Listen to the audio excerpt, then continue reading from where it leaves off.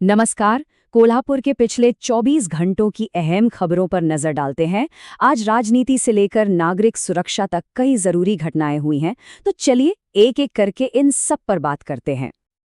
आज 4 सितंबर 2025 है। ये समाचार विश्लेषण मीम सोशल ग्रुप कोल्हापुर द्वारा प्रस्तुत है। तो सबसे पहले बात करते हैं कोल्हापुर के सियासी माहौल की। जिले के राजनीतिक गलियारों में आज काफी हलचल रही। ऐसा लग रहा है कि आने वाले चुनावों की तैयारी अब जोरों पर है। देखिए, सबसे बड़ी खबर आ रही है नगर निगम चुनावों को लेकर। प्रशासन ने एक नई जंबो वार्ड संरचना का ऐलान कर दिया है। अब इसका मतलब ये है कि कई पुराने वार्डों को मिलाकर बड़े बड़े वार्ड बना दिए गए हैं। जाहिर है, इस फैसले से जो मौजूदा नगर सेवक हैं, उनके वोट बैंक और सारे के सारे राजनीतिक समीकरण वो पूरी तरह से बदल सकते हैं। अब इसी के साथ सबकी नजरें गोकुल की वार्षिक आम बैठक पर भी हैं। देखिए, गोकुल सिर्फ एक दूध सहकारी समिति नहीं, बल्कि कोल्हापुर की सियासत का एक बहुत बड़ा शक्ति केंद्र है। तो जाहिर है, इस बैठक में लिए गए फैसले और जो भी नए समीकरण बनेंगे, वो जिले की आगे की राजनीति की दिशा तय करेंगे। और पर्दे के पीछे महायुति और महाविकास अघाड़ी के बीच खींचतान भी अपने चरम पर है। खबरें हैं कि दोनों ही गठबंधन एक दूसरे के नेताओं और कार्यकर्ताओं को अपनी तरफ खींचने की पूरी कोशिश में लगे हुए हैं। इसी वजह से चुनावी माहौल अभी से काफी गर्म हो गया है। चलिए, अब राजनीति से हटकर जरा नागरिक प्रशासन से जुड़ी खबरों पर आते हैं, जहां कुछ हैरान करने वाले खुलासे हुए हैं। प्रशासन से जुड़ी एक बड़ी खबर आरटीओ घोटाले से आ रही है। परिवहन विभाग के एक अधिकारी ने ये कबूल किया है कि वीआईपी नंबरों का जो काला बाजार था, वो राजनीतिक नेताओं के दबाव में चल रहा था। अब इस बयान के बाद सिस्टम में राजनीतिक दखलंदाजी कितनी गहरी है, इस पर एक गंभीर बहस छिड़ गई है। वहीं प्रशासन से जुड़ा एक और गंभीर मामला पांचगांव से सामने आया है।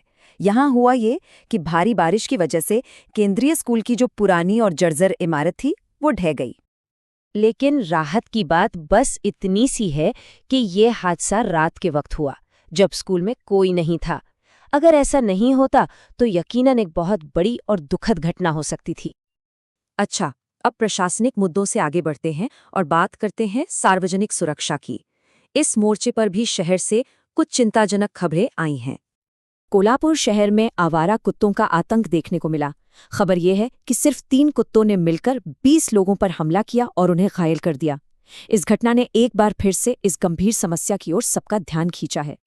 इन घायलों में एक 80 साल के बुजुर्ग भी शामिल हैं। बताया जा रहा है कि उनके चेहरे पर काफी गंभीर चोटें आई हैं। ये दिखाता है कि ये समस्या वाकई कितनी खतरनाक हो चुकी है। एक और दुखद खबर यड़वन जुगाई से आ रही है। यहाँ गणपति विसर्जन के दौरान झील में डूबने से 31 साल के एक नौजवान आनंद झोरे की मौत हो गई। वो खास तौर पर इस त्योहार को मनाने के लिए मुंबई से अपने घर आए हुए थे। तो गणपति उत्सव से जुड़ी ये दुखद खबर थी, लेकिन इसी उत्सव से जुड़ी कुछ सकारात्मक और कुछ चिंताजनक सामाजिक खबरें भी सामने आई हैं। देखिए, एक तरफ तो पर्यावरण को लेकर जबरदस्त जागरूकता देखने को मिली। पूरे जिले में 3.5 लाख से ज्यादा मूर्तियों का पर्यावरण के लिहाज से सुरक्षित विसर्जन किया गया। लेकिन वहीं दूसरी तरफ सामाजिक कल्याण से जुड़ी एक अहम योजना वो खत्म होती दिख रही है। खबर यह है कि जरूरतमंदों को सस्ता भोजन देने वाली शिव भोजन थाली योजना बंद होने की कगार पर है। इस अभियान की सफलता का अंदाजा बस इसी बात से लगाया जा सकता है कि इस दौरान 632 टन निर्माल्य मतलब पूजा सामग्री इकट्ठा हुई, जिसे अब वैज्ञानिक तरीके से डिस्पोज किया जाएगा। और चलिए, अब आखिर में बात कर लेते हैं मौसम की, जिसका असर जिले के नदी तालाबों और बांधों पर साफ तौर पर दिख रहा है। पूरे कोल्हापुर जिले में भारी बारिश का सिलसिला अभी भी जारी है और इस लगातार हो रही बारिश की वजह से इलाके की जो मुख्य नदियां हैं, उनके जलस्तर में काफी बढ़ोतरी हुई है। इसी लगातार बारिश को देखते हुए राधानगरी और वारना दोनों बांधों से पानी छोड़ना शुरू कर दिया गया है और इसी वजह से नदी किनारे बसे गांव के लिए एक अलर्ट भी जारी किया गया है कि वो सतर्क रहें। तो ये थी कोल्हापुर में पिछले 24 घंटों की कुछ अहम खबरें। एक तरफ चुनावी तैयारियां तेज हो रही हैं, तो दूसरी तरफ प्रशासन और नागरिक सुरक्षा के सामने कई चुनौतियां भी हैं।